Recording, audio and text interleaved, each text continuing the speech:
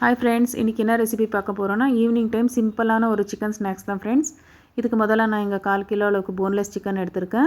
2 bread சைடெல்லாம் ஓரங்களெல்லாம் cut பண்ணி வச்சுருக்கேன். 1/2 டீஸ்பூன் அளவுக்கு இஞ்சி பூண்டு பேஸ்ட், 1/2 டீஸ்பூன் அளவுக்கு உப்பு, 1/2 டீஸ்பூன் அளவுக்கு தனி மிளகாத்தூள், 1/4 டீஸ்பூன் அளவுக்கு மிளகுத்தூள், 1/4 டீஸ்பூன் அளவுக்கு கரம் மசாலா, இதெல்லாம் போட்டு அரைச்சி வச்சுக்கலாம் தனியாக.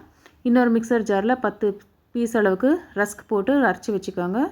இப்போ நம்ம அரைச்சி வச்சுருக்கிற சிக்கன் கூடயே 1/2 எலுமிச்சைப்பழம் ஜூஸ், 1/2 டீஸ்பூன் அளவுக்கு எண்ணெய், இதெல்லாம் சேர்த்து நல்லா மிக்ஸ் பண்ணி வச்சுடலாம் ஃப்ரெண்ட்ஸ். நல்லா எல்லாமே மிக்ஸ் பண்ணிவிடுங்க.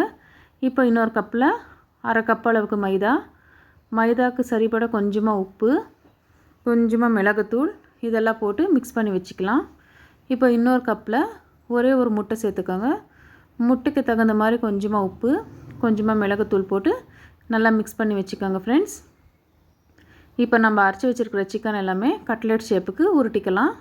உங்களுக்கு எந்த ஷேப் வேணுமோ அந்த ஷேப்பில் உருட்டிக்கோங்க ஃப்ரெண்ட்ஸ். உருட்டின எல்லா சிக்கனையுமே மைதா கூட போட்டு பிரட்டி எடுத்துக்கலாம். இப்போ முட்டையில் போட்டு பிரட்டி எடுத்துக்கலாம். மைதாவில் பிரட்டிட்டு முட்டையில் டிப் பண்ணுங்கள். அதுக்கப்புறமா நம்ம அரைச்சி வச்சுருக்கிற ரஸ்க் தூள் கூட சேர்த்து பிரட்டிட்டு எண்ணெயில் பொரித்து எடுத்துக்கலாம் ஃப்ரெண்ட்ஸ். நல்லா இதே மாதிரி எல்லாமே பொரித்து எடுத்துக்கோங்க ஃப்ரெண்ட்ஸ் எண்ணெயில். இப்போ பாருங்கள், ஈவினிங் ஸ்நாக்ஸ் சுட சுட சிக்கன் கட்லெட் ரெடியாக இருக்குது. இது டொமேட்டோ கெச்சப் கூட வச்சு சாப்பிட்றதுக்கு ரொம்ப அருமையாக இருக்கும் ஃப்ரெண்ட்ஸ். நீங்களும் இந்த ரெசிபியை உங்கள் வீட்டில் ட்ரை பண்ணி பாருங்கள். ரொம்ப நல்லா இருந்தது காரசாரமாக. இதே மாதிரி எங்கள் சேனல் பார்த்துட்ருங்க. சப்ஸ்கிரைப் பண்ணுங்கள் ஃப்ரெண்ட்ஸ். சப்போர்ட் பண்ணுங்கள். நன்றி.